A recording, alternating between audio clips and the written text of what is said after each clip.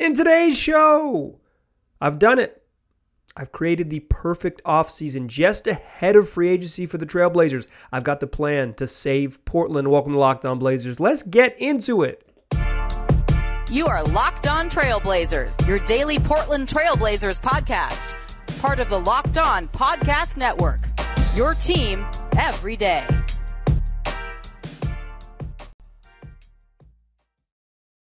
What up, world? It's your past first point guard and Trailblazers reporter, Mike Richmond. You are listening to another episode of Locked On Blazers, part of the Locked On Podcast Network, available wherever you get podcasts and also on YouTube. Thanks for making the show your first listen every day. Free on all platforms, 5 days a week. Start your day listening to it. Tell your friends to do the same. Make it your first listen, and y'all will have something to talk about by the time you get to lunch.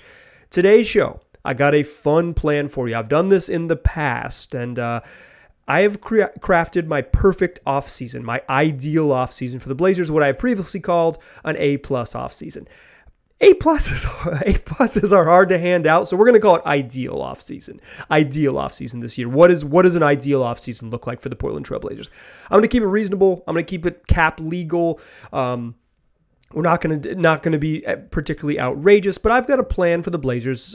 You're listening to this on Thursday, June 30th. If you're listening to it late in the day, free agency has started. Hopefully, you're listening to it earlier in your day. I'm going to put it out quickly. It'll be available at the crack of dawn, so you can start your day with it. I recognize this as a super short shelf life. Like, I just want to say that up front. The Blazers are going to make moves and make decisions, and the rest of the league is going to make decisions that are going to render this particular episode dated. But regardless of when you're listening to it, like if stuff had already happened, I want to use this as like what I would do. Because many of you ask, like, what should they do? What should they do? Here's what I would do. We'll do it in 3 parts like we do every episode, but let's start with the first thing the Blazers need to do is take care of their own. It's really important. There's been some reporting that the Blazers are going to offer Damian Lillard a 2-year max contract extension. If you've been listening to this podcast, I have been saying I think they're going to do that for months, like since January, basically. And that's not to pat myself on the back. That's just to say it's always kind of felt like it was heading in this direction. If you spent any time close to the team, that's kind of... It seems like it was heading in this direction. And if you listen to this podcast, it gets you closer to the team, and you could tell that it was kind of heading in this direction. Damian Lillard is almost certainly going to agree to a 2-year, I believe it's like 116, but over $100 million max contract extension that would keep him in, he'd be under contract for 5 total years with the Blazers, or 5 seasons with the Blazers after the extension. He'd be making a bunch of money. We'll talk about when it happens. Let me tell you, my ideal offseason doesn't include giving Damian Lillard $100 million. Not because I don't think he's worth it. Worth is a weird way to talk about it. But it's if he's under contract for 2 more years plus a player option, I don't want to commit to giving a 35-year-old $55 million in a salary cap league. It's not about worth. It's about just like the nature of the business. It's a salary cap league. Even if the cap jumps up to $150 million, $155 million, giving someone $50 million, 33% of the cap, it's just going to be really hard to be competitive. It puts such an onus on you to already have good players in the roster and continue to re-sign them a la Golden State. Like it makes everything so difficult. So, in my ideal offseason, you do not give Damian Lillard the extension. Not that he's not worth it. Not that it's just like literally just in a salary cap league, it seems like an overpay for someone at that will be his age. And he's already under contract for multiple seasons. You've already got him.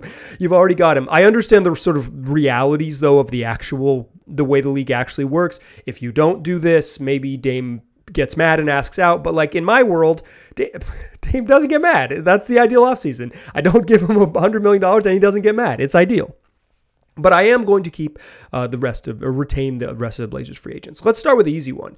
I want to give Anfernee Simons 5 years, $100 million. The reporting and the guesses here, but like guesswork first, then reporting, which might just be guesswork from people who weren't plugged in, but is that Ant is going to sign for something like 4 for $80, but I think it's really important because 4 for $80 might be a deal. 5 for $100 would be even a better deal, like average annual value of $20 million. Lock Ant into that contract. Could be a really team-friendly deal if Ant outperforms it. If he doesn't, like if Ant doesn't take this step to become an all-star, it's the price of a good starter. And I think Ant's like floor is good starter. Like he has some star potential. Like you can see it kind of breaking through. When he was the number one guy, he was great. He's not going to be the number one guy when he's back. So like there's some question, for at least from on my end, it's like, what is Ant like if he's like supercharged number 2? He's in the CJ McCollum role. He could be darn good, right? Like I think he could outperform a $20 million contract pretty quickly, but we haven't really, he just doesn't have this giant body of work to suggest that he's going to take this massive step forward. He has a small body of work that suggests, oh boy, could he be good. His star burns very bright. So 5 for $100. I want 5 years of Anfernee Simons. I want to commit to it long term. Like, how much do I believe in Anfernee Simons? I want to give him basically as many years I possibly can. 5 years of team control. My next move will be offering Yusuf Nurkic, kind of the reverse of that. 3 for $51 is what I would like to sign Yusuf Nurkic to. That's an average annual value of $17 million. There's some longevity concerns with Nurk, just like health-wise. He was healthy this year and fine, and it's a bummer that he just didn't play a whole bunch of games and kind of get to kill that narrative himself, for whatever team decision-making reasons that kept him away from the court at the end of the year. But like, Nurk has dealt with some health stuff. I think there's just like a sort of a relatively less, centers are seen as relatively less valuable, but it's not like I don't want to get rid of Nurk. I just don't want to sign him for 4 full seasons or 5, I don't want to sign him for as long as possible. I think 3 for $51 at about 17 per is like a perfect contract for Nurk. Ideal, some would say, ideal contract for Nurk. So you get Ant 5 for $100, you get Nurk 3 for $51, and then you're left with, Shaedon Sharpe's going to just sign his rookie scale deal. Good to go. Everyone, first round picks, it's a salary slot. There's no negotiating. I mean, technically there's some negotiating, but everyone gets 125% of their salary slot. Give Shaedon Sharpe what he deserves. Keep him moving. You got a potentially really good player. Keep him moving from there. The other rookie, though, for the Blazers, Jabari Walker, I'm going to try to sign him, or I'm going to in my ideal offseason. There's no negotiating here. No negotiating. In my ideal offseason, I signed Jabari Walker to the two-way contract. I use the Blazers' other two-way slot, or I guess in this case, my other two-way slot. That means the two-way spots would be filled with Brandon Williams, an emergency point guard, and an intriguing big long wing from Colorado and Jabari Walker. Walker is the frame of an NBA player with some upside to be really helpful as a shooter and defensive player. But, he's a late second round pick. There's probably a reason he's a late second round pick. So a two-way contract for a chance for him to prove it and stick in the league and now two-way contract is about $500,000. So it's not a terrible deal for him money-wise, but it gives the Blazers some flexibility. It doesn't count against the cap and allows you to fill up roster spots with veteran NBA players that probably have a better chance of contributing. It doesn't mean that Walker isn't part of the long-term plan. See Trendon Watford. If he earns it, you convert him to a regular NBA deal. Also, on two-way contracts, you keep players can become restricted free agents if you offer them a qualifying offer. So if you like Jabari Walker, you offer him a qualifying offer next year, you make him a restricted free agent, you keep him on the roster. Two-way gives teams a lot more flexibility, and they've raised the contract, the level of the contract up to where it's not a financial ripoff like it was when it first started for guys like Walker. Like he's choosing going overseas versus being a two-way guy. Now being a two-way guy is a totally reasonable decision for him. So that's keeping keeping your folks happy. Sign Ant, sign Nurk, sign Jabari Walker, sign Shaedon Sharpe. Don't extend Dame in your ideal offseason. Then you got to go make moves. In the second segment, I've got moves. I got moves dialed in. But before we do that, I want to tell you about Arcade 1-Up. They brought NBA Jam back, and not just NBA Jam. Shaq Edition machine. Arcade 1-Up is the leader in home retro arcade games, and they allow you to bring the retro arcade consoles into your house. Not just NBA Jam, which is really just like one of the great sports video games of all time, but other classics like Golden Tee, like Mortal Kombat, whatever you're into. Some of them start at just $399, and you can right now, if you want to get an NBA Jam or any other console, you can go to arcade1up.com. That's arcade the number one up. The number one up.com. Arcade the number one up.com. Let me get it to you clean one more time. But even better, they're giving away an NBA Jam Shaq edition to a Locked On listener. All you got to do for a chance to win is go to arcade1up.com/lockedon, arcade1up.com/lockedon, and enter your email address. You've got until July 8th, so get in there and win yourself an NBA Jam edition, and then find out who you're going to play with, because it's going to be a whole bunch of fun. All right. Moving on, the Blazers' ideal offseason. Got your free agents back. You've added Ant, added a Nurk, and got Jabari Walker on that two-way deal. To be clear, I want to be totally clear here. There's an importance to order of operations in the offseason. And this is like a point that I want to make here, because my next move is to trade Didi Louzada and a 2027 second-round pick to the Philadelphia 76ers in exchange for Matisse Thybulle and a 2024 second-round pick. Why does this happen? How is Didi Louzada turned into Matisse Thybulle? Well, the Sixers are wheeling and dealing. They want to chase Eric Gordon and chase PJ Tucker. There's been some reporting they've pretty much already agreed to a deal with PJ Tucker. So they need to clear a little bit of space, to clear some extra space. And Matisse Thybulle's, $4 million, if he's going to not have, if they're going to add some other wings to the roster, there might be less playing time for him. If they're going to play Maxey and they're going to try to get Eric Gordon and they're going to play PJ Tucker, there just might be less time for him. Even when they got to the playoffs, there was less time for Matisse because he's just not a good offensive player right now. But this allows the Blazers to slide in. They're going to have to make this trade work. They're going to have to use their trade exception that they got from the Robert Covington trade to the Clippers. It's their $6 million trade exception. They absorb Matisse Thybulle's contract into that. But to make it work for the Blazers, this financially not to work, but just to sort of sweeten the pot in the ideal offseason, is the Blazers trade Didi Louzada to Philly. Philly might not want this, but in the ideal offseason, they only get to save so much money. I say, sorry, Daryl Morey, you only get to save so much money. Louzada is under contract for this season and 2 more beyond it at basically minimum money. But it's 3 years of guaranteed money for a guy who does not have a path to playing time. And the Blazers just desperately need to add NBA players to the back half of the roster. So having a guy who's not going to play and is behind even some other developmental players that the Blazers have recently added, this is the good business, right? This is hey, we'll give you a future second. You give us a future second. You save some money, but you got to take on a young player who we don't have interest in playing. Matisse Thybulle helps. Really good perimeter defender, disruptive defender, pretty good team defender, decent on-ball defender, really good steals and blocks guy, disruptive in passing lanes as a helper. Not can guard the point of attack, but not a crazy lockup guy at the point of attack, but a good defender, one of the really good defenders in the league. All NBA, all defense, first team all defense upside. He's just a negative on offense. Sometimes he doesn't look to shoot. People don't guard him like he's going to shoot.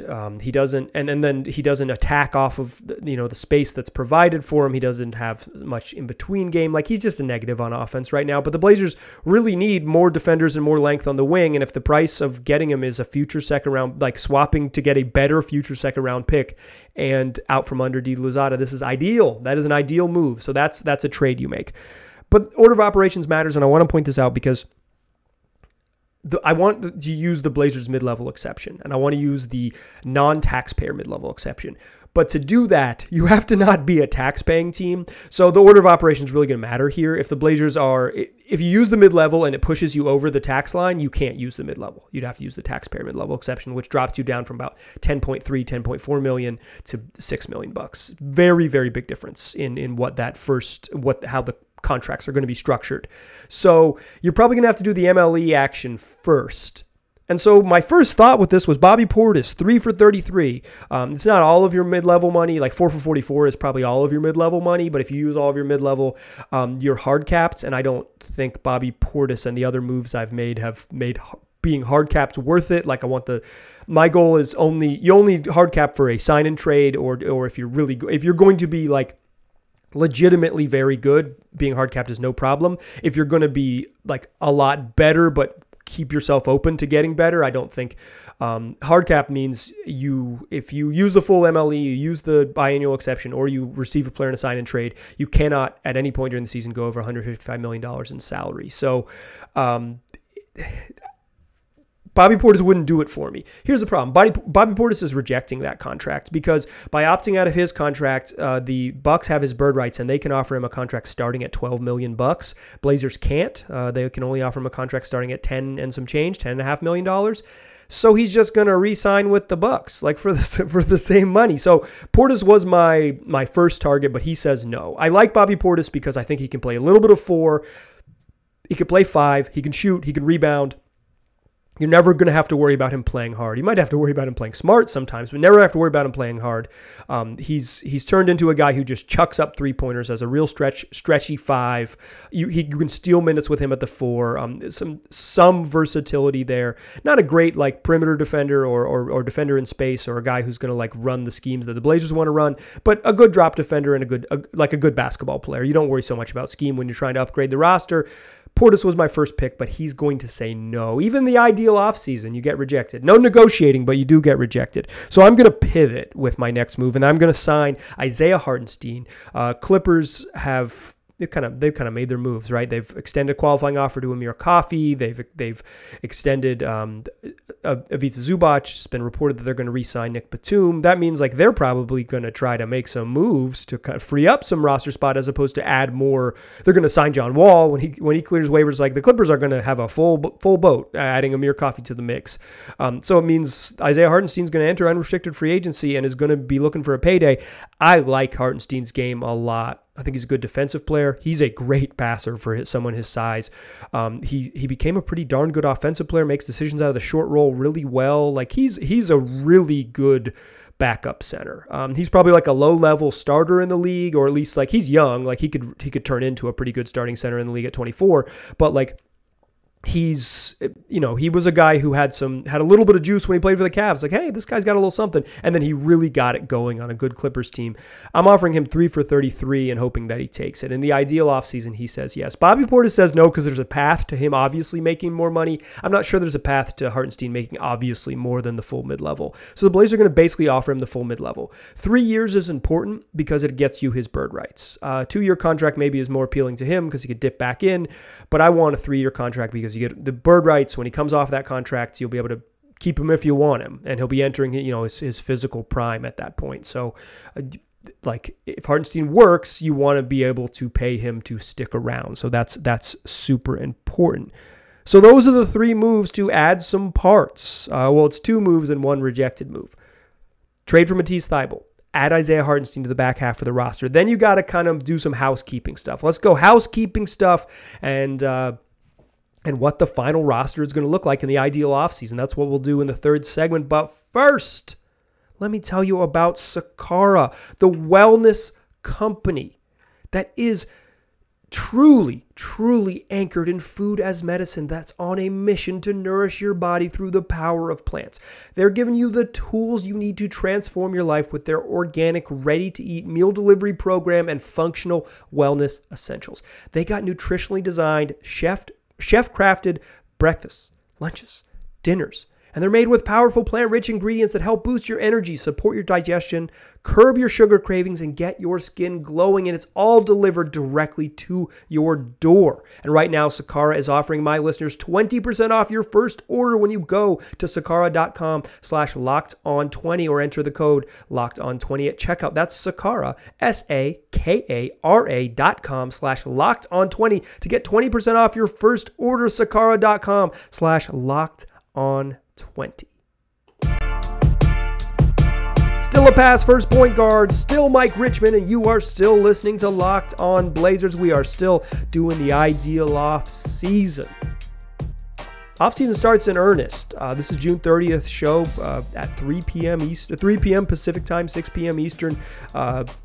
Free agency will officially get underway, despite plenty of reporting that this bad boy is underway here. But before we get to the gun starting and the legal tampering period starting until July 6th, when folks can put pen to paper and officially sign contracts, I've got my plan to fix the Blazers. Sign Anfernee Simons, sign Yusuf Nurkic, trade for Matisse Thybulle, add Isaiah Hartenstein.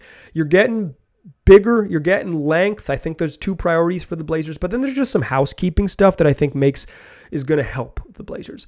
The first housekeeping thing is I'm going to sign Joe Ingles.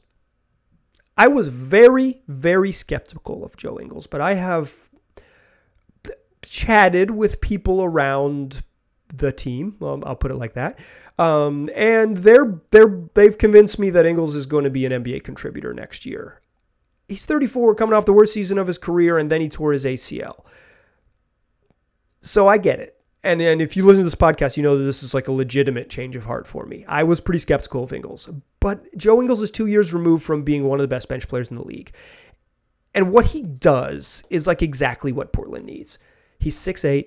He can handle the ball. He can really shoot it. So he's that secondary playmaker and he's a really good shooter.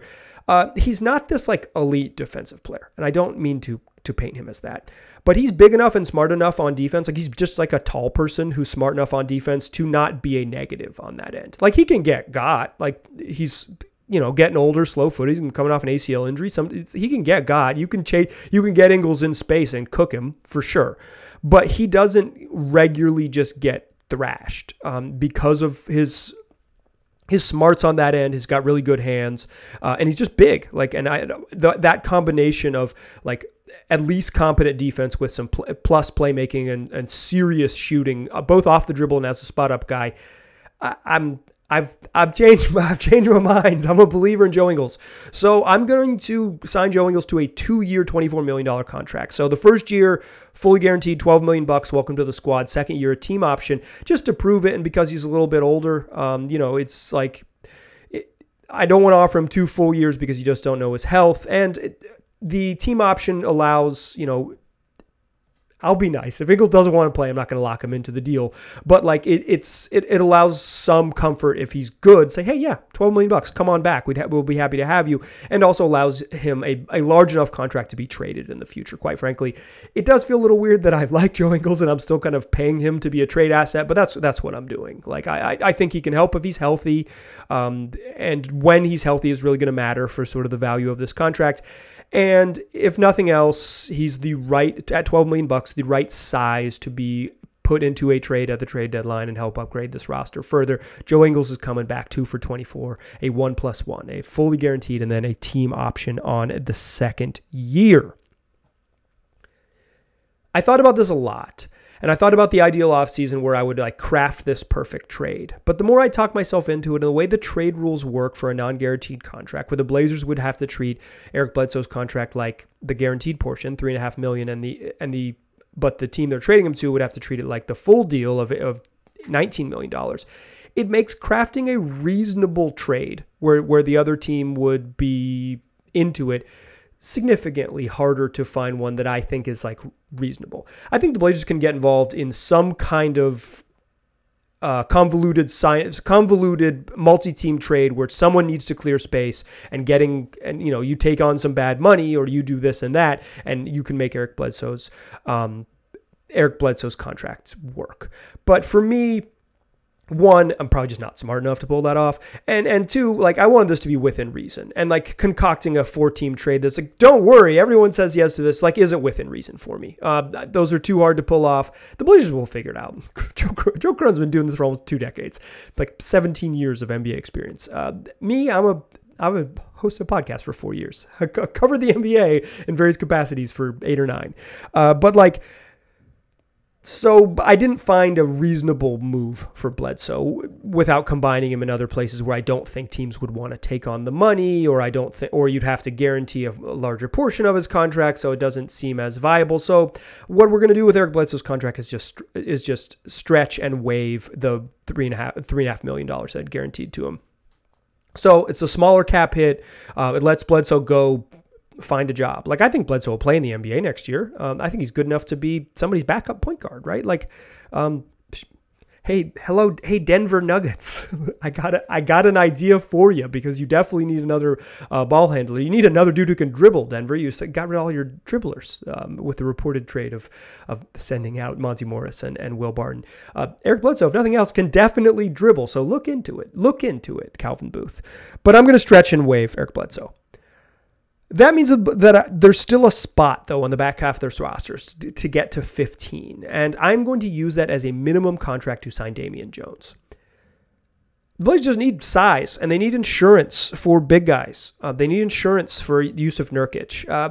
Portland's a little bit shallow at the 4 with this roster. Trent Watford can play a little bit of 4, no problem. I think Greg Brown can beef up and end up being a 4, like an emergency type power forward this year without much worry, although he's a little chaotic, so you wouldn't want to rely too much on him. And even like Jeremy Grant is a NBA power forward. He's just not a very good rebounding NBA power forward. Nazir Little and Justice Winslow can both play some minutes at the 4 and get away with it. But like true size at that spot, the Blazers don't have. So I debated between a 4 and a 5. I landed on a 5. I think Damian Jones at the minimum is a really good deal for a third center. I think he's good. Like I think he could be a backup center and be fine. Like he's pretty good. He just has some limitations. Like he's not. He doesn't have starter upside in the league, and he was pretty good for the Kings. Has some touched around the rim, is just like big enough to be physical on defense, and that really matters. I like him. I like Damian Jones, and that's why I'm offering them the minimum. So where does that land you? Ant, Nurk, Jabari Walker, Matisse Thybulle, Joe Ingles, Isaiah Hartenstein, Damian Jones. What does that leave you with? Here's what the roster looks like after an ideal off season. Damian Lillard, Anfernee Simons, Matisse Thybulle, Jeremy Grant, Yusuf Nurkic. And off the bench, you've got Josh Hart, Nazir Little, Justice Winslow, Joe Ingles, and Isaiah Hartenstein. 10 deep for real, if assuming that Ingles is ready. And if that's 10 deep without Shaedon Sharpe playing. 10 deep without Sharpe in the lineup. If Sharpe is ready to go, you find room for him over Justice Winslow and figure it out from there. But I do not want to rely on a teenager. An ideal offseason does not rely on a teenager. You want to carve some minutes out for him, but frankly, I do not believe that guys need to play NBA minutes to develop NBA skills.